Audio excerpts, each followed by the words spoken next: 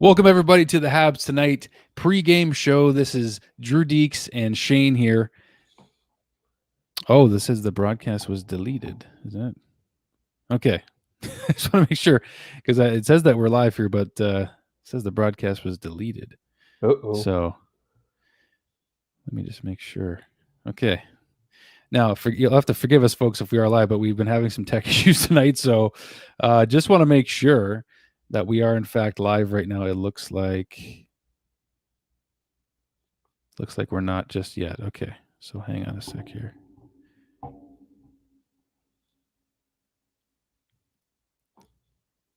Okay, I'm just going to remove Facebook.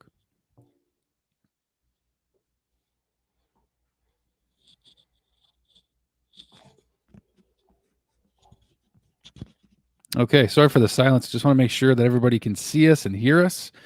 And if you can, let's just check the comments just to make sure. Yeah, okay, we're live. Okay, we are live. We're good.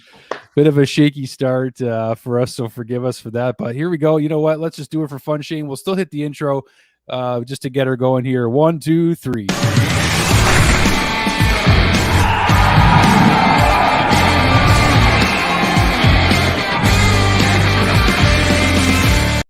All right, that feels a bit more official. Oh man, Knuckles and Island though. That was what a heck of a show, man. Unreal. An amazing show. Anyone who didn't see it needs to catch that right now. It was so good. So good. Yeah, Knuckles, Chris, and Island coming on We See Wednesday with Brandon and Dale, and that was by far the most entertaining interview we've had so far. Absolutely fantastic. So do catch it if you guys didn't already. A lot of you guys, there was a lot of people tuning in tonight, so that was really great. So yeah, Habs Tonight pregame show. Habs back in action for a late one tonight, 10 o'clock Eastern against the Edmonton Oilers. We've got a few things teed up for you guys here to get into some pregame chatter. And we'll start with this one right off the bat, Shane. Or what should we expect from John Merrill taking out Brett Kulak tonight? Yeah, well, John Merrill is a defensive defenseman. That's what you should expect from him, right? He's sound in his own zone. He's not going to create some fancy, offensive play. He's really going to kill the other team's offense. And paired up with Romanov, I think that's an amazing shutdown pair right there. Looks like there's nothing getting by them for sure. Yeah, you'd certainly hope so. I mean, I think it's a perfect pairing for Romanov to get John Merrill in there. Just a guy with experience, a big dude. Like the two could become the next Bash brothers for all we know. Like, there you go. That'd be fun to see. But certainly Merrill making his debut is exciting because it's taken a while for him and Gustafsson to get into the lineup here after their quarantine. So it's nice to finally see one of the new guys that the Canadiens have acquired. So it's always fun getting a new guy in the lineup. Don't you find it's always a little bit of a spark? Yeah, that's it. It's like a present at Christmas. You're so excited to open it. We want to see what John Merrill can bring. But I mean, just an interesting fact that I found about him is that, he was on Detroit this season, and obviously Detroit isn't, a big powerhouse, but Merrill managed to, have a plus minus of +2 on a bad team, which is very impressive in and of itself. And the fact that he was playing big minutes, right? He was playing against the big lines like Tampa and Florida, and he still finished in Detroit with a +2. So that's the kind of defenseman you can expect. Like, and in Vegas in 2018, I think he finished the season with a +16. So, he's playing against big lines, and he manages to shut them down. I think it's going to be wonderful for our defensive end there. Yeah, I can't wait. It's always there's always a lot of anticipation, right? Okay, so we'll jump right into this. Jonathan Drouin demoted to the fourth line. Maybe a message sent to Joe. I mean, Joe hasn't been playing. I wouldn't say bad. It's just, he's a playmaker, right? He's not a scorer. We've kind of discovered, although he's shown that he can score. When he does shoot the puck, he's got a decent shot. It's just been frustrating not to see him score a lot this year. But what do you make of the move by Dom Ducharme to actually move him down to the fourth line, Shane? Yeah, I think you kind of have to do it at this point. Change the scenery for him. If it's not working with KK and I forget who they had him paired up with, but you have to put him in different situations, see what works better. I mean, he's going with Stahl and Corey Perry. Those are two great line mates. Like if I say so myself. So if anyone could bring him back to his old ways. I think it's them. I think he's going to have a big game tonight. And going forward, if they keep him on the fourth line, I'm excited to see what they can do there. It's just going to be curious to see how he responds, right? Because now all of a sudden you put him on the fourth line, and then this will be the game he gets his first goal in 30 games or whatever it is. Like, I'm just curious to see how he responds. We'll pull up the lines here, Shane. Yeah. For the Canadiens going into this one, give everybody a chance just to be reminded about who's playing with who. I definitely like keeping Anderson up on the first line. No one deserves Brendan Gallagher's spot more than Josh Anderson right now. I mean, they remind me of each other a little bit, and obviously Josh has some really good wheels underneath him, so that's what we really notice, and obviously a bit more size. But I loved Tatar, Danault, and Anderson together. Toffoli, Suzuki, and Armia. I'm really good with that for Nick Suzuki specifically, because you got Armia and Toffoli on either side of him, experienced players, and Nick is still young at center. Same with Kotkaniemi. You got Lekhonen and Byram on either side of him. You want guys with experience that are going to try to manage. I don't know just the workload, but I mean, I just want to see these guys get their confidence back up, Suzuki and Kotkaniemi, namely Suzuki, because it seems like this kid has so much more talent. Not than KK per se. I just mean he has a lot of talent that didn't get a chance to be seen a lot this season. I feel like the bubble last year, we saw more of him kind of have a breakout, and I want to see more of that with maybe Toffoli and Armia. Yeah, definitely. That is my favorite line. It's been my favorite line for a few games now. That Toffoli, Suzuki, Armia line. It's just so dynamic. It's always creating chances, and it's had many of the goals of our recent games. So I'm very happy that they kept them together. And an interesting thing is, we talked about Drouin getting sent down to the fourth, but Lekhonen is getting the promotion there with KK and Byron. What do you think about that? That's a good observation, actually, Shane, because, for how hard Arturi Lekhonen works, that's what we always talk about, because we just love a player like that, right? Every shift, kind of like Galley, just gives his all, grinding his butt off in the corners, and he gets a lot of scoring chances. Obviously he's not a scorer, but when he does get chances to score, and he does, fans go crazy, right? Because he just deserves it for all the hard work he puts in. Exactly. No, it's so weird how Lekhonen plays. He's always so intense and gives his all every game, but then he gets like an amazing scoring chance, hits the post or misses the net. It's always something fluky like that. And then another game, he'll just get like two goals back to back. It's crazy, but no, I really hope he unlocks here and has a good game tonight. Yeah, I hope everybody does. And in terms of the fourth line with Drouin, again, I want to touch on this one more time, because I just think that with veterans like Stahl and Perry, like those guys don't mess around. And I know that they're going to want to help Joe with his game in some way. Like Corey Perry is a big body. He's going to create space maybe for Joe. Eric Stahl, smart player, can do the same thing. I just am curious what kind of intangibles they can bring to Jonathan Drouin on that fourth line, because Dominic Ducharme is a coach that Jonathan Drouin gets along with and trusts, and he wants to bring out the best in him in Drouin. So I have to think that this is going to produce something positive tonight. So that's what I'm looking forward to. Next on the list here is McDavid and Draisaitl. We only got about 7 minutes till. Well, I guess if you include the national anthem, we probably got a bit more than 7 minutes, right? Yeah, that's it. So we'll talk about how can the Habs shut down McDavid and Draisaitl again. We say again because, as we saw last game, Draisaitl, McDavid, the Edmonton Oilers really finally broke through on the Habs offensively. And that's it. And like all season long, we've been able to have their number. I'm not in the room. I don't know what kind of system they were planning with those two guys, but it worked. Like all season, it worked. And then last game, third period, everything just crumbles. Like, what is the factor that changed here? What can they do to go back to what they were doing? Because that's what they need to do. Like, it worked. So obviously, if those two guys aren't doing anything, your chances of winning are pretty high. So that has to be their game plan tonight. Yeah, like they just have to, whatever they're doing worked. But you know what? I mean, Philip Danault, we saw McDavid giving a shot to Phil Danault and Josh Anderson stepping in, a little bit just to stand up for his teammate. But at some point, I mean, the best players are going to show why they're the best players. I mean, like you can play them as tightly as you want to, at some point, McDavid's just going to take off like a rocket, like he does. It's just going to happen. But they've done a pretty good job. The Canadiens, for me, what they really need to do is they need to score more, and that's why we'll go right to the power play.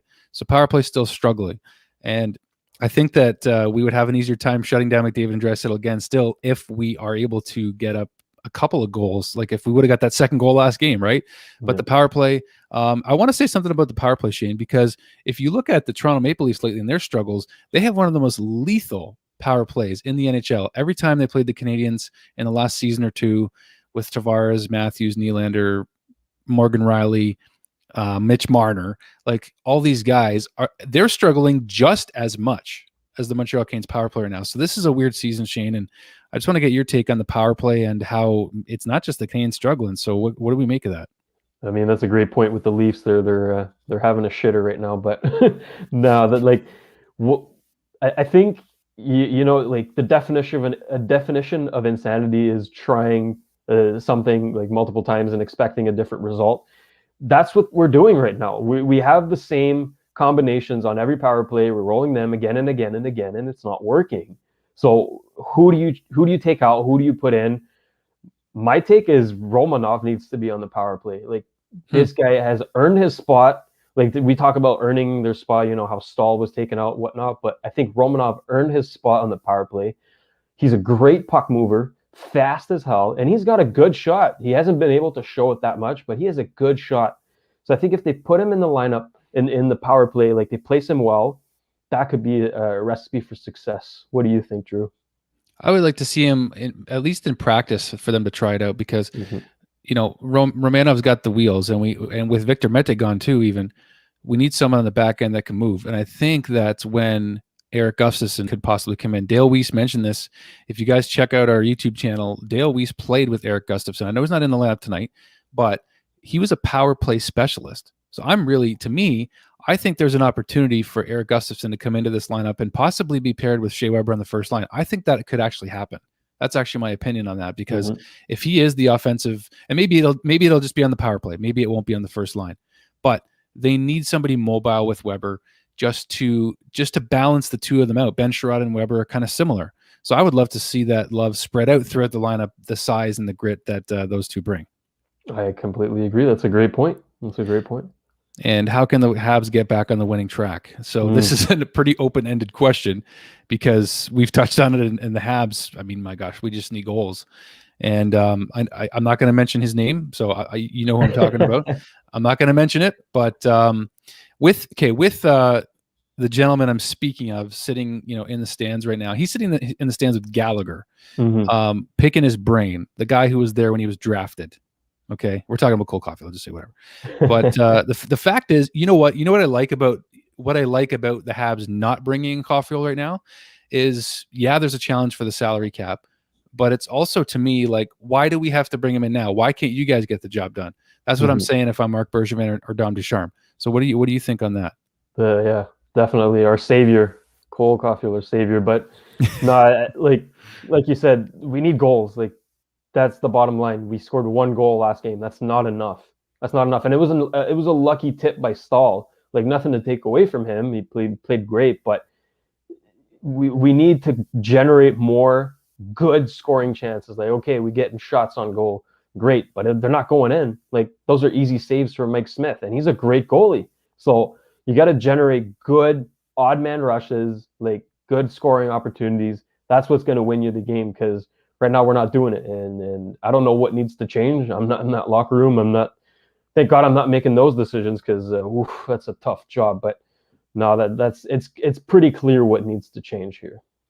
Yeah, this is a good question from Nicholas. How crucial is it to win this game, considering the recent wins of the Canucks? Because the Canucks are now, I believe, 2 points behind Calgary, who are 6 points behind Montreal. So, I mean, could the Canucks quickly be this like Cinderella comeback story? Like, I mean, that's a really interesting thing, because this season's been strange as it is, but now's the time where teams are going to start to show what they have in them, right? And then coming back and getting two big wins against the Leafs, the top team in the North Division, after not having played almost a month. Pretty incredible, Shane.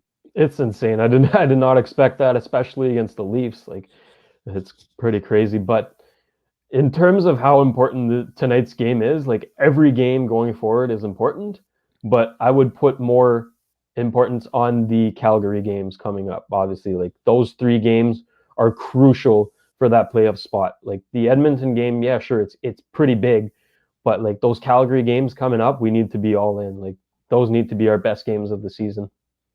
They do, and it starts, kind of hopefully with a win tonight. This comment coming, I guess Cole Caulfield, by the way, is watching our show right now. So Dale, we said, I think Dale might appreciate this one because Bergevin says needs to go. RE watch 24CH from 2014. What was a team that was a team? Sorry, yeah. Sad to see what it's become. Well, I mean, I don't agree on that fully. We do miss the Dale Weiss era, of course. That's why we love talking to Dale about it, because that was a tight-knit team. So that's what I'm hoping to see going forward also, is just the Habs really playing for each other and just showing that they want to win for each other and get back on the winning track as we're kind of talking about here. But it's going to take a lot of things to come into place. We'll see how Merrill does. We'll see how Jonathan Drouin responds. I think it was time for Drouin to maybe be humbled a little bit here. I mean, we can only coddle him so much. He's a player with so much talent, and it's not even coddling. It's just, we got to have respect for the guy's talent and try to bring the best out of him while he's still here. Like, that's the whole thing about this conversation around Jonathan Drouin. And he got a little snippy with the reporters yesterday, Shane. I don't know if you saw that, but a reporter asked about him not scoring and what else can he do to score. And Joe simply said, well, you should look at the other column. There's 21 assists there. Jonathan Drouin leads the Montreal Canadiens in assists. That's an important thing to consider too, right? Yeah, definitely. And like, people who say he's been terrible all year long is completely false. I mean, there was a point where, him and Suzuki were just tearing it up. It was beautiful to see, but something's not clicking, and we have to give him time to let it click, because it can. Like, this guy has so much talent available, and right now it's just not working, and it happens to every player. Every good player goes through that. So if I'm the fans right now, I'm giving him time. Like, that's all he needs. He needs time, get his head together, and just find the right trio, I guess, find the right pairing to put him with. Maybe Stahl and Perry is the answer. I don't know. We'll see tonight. Yeah, well, speaking of that, we're about to get to puck drop, so we will end off here, but definitely fun to get on here with you, my man. Just first time, I think, together, just you and I, on a little pregame action here. So I'm going to say, I know Nick is big on predictions. I'm not that big on them. I don't care who freaking scores tonight, man. I just want to see as long as we score. That's the important part. That's right. Yeah. So if you want to throw out a prediction, my man, you are welcome to. I just I don't know. I'm not sure if I want to just let it roll tonight. Maybe. You know what? I'm going with you here. No prediction here. Let's see what happens, and change it up. I guess we'll talk about it on the next pregame show, eh? Yeah, we'll see what worked, right? Yeah, that's it. There won't be a post-game show tonight, guys. This game's going to end right around 12:30, 1 o'clock in the morning Eastern time. So, but do tune in Friday. It is my birthday Friday, so we're going to be I'll be making my first appearance on Crushing Cans with Derek and Brandon. It's just going to be a great time. And then we've got Calgary Edmonton at 9 o'clock. It's going to be a fun birthday. Hopefully the Habs can get a win that night too. But do check out the Chris Knuckles Nyland interview, guys. It was absolutely fantastic. He had so much energy, Shane. Like, he could have gone for hours. His memory too. That's what stood out for me, is that this guy got hit in the head so many times, and he still remembers the little minute details, like how many points he got in which season and all that. Like, it's crazy to me. I don't even remember what I ate for breakfast. And this guy remembers what he did like 30 years, 40 years ago. It's insane. I know. No, it was absolutely top notch. Top notch. We See Wednesdays is really becoming better and better as we go, and it's going to be hard to top that one for a little bit, maybe. But we certainly, we look forward to the future of this channel, this show. Our supporters, you guys are the whole reason that we're here. Montreal Canadiens fans and just hockey fans in general. So I just want to put that out there. So guys, as the bottom of the screen says, please do subscribe to the channel if you haven't already. We have great content. We take suggestions for content. Hit us up on Twitter at Habs Tonight. on Instagram at Habs Tonight. We're all over the place, on Reddit as well. Facebook, we're on Facebook, we're everywhere. So just subscribe, like our video here. Just helps us to continue to push out more content for you guys. Really appreciate it. We're going to say a quick go Habs go here, and we'll see you guys very soon.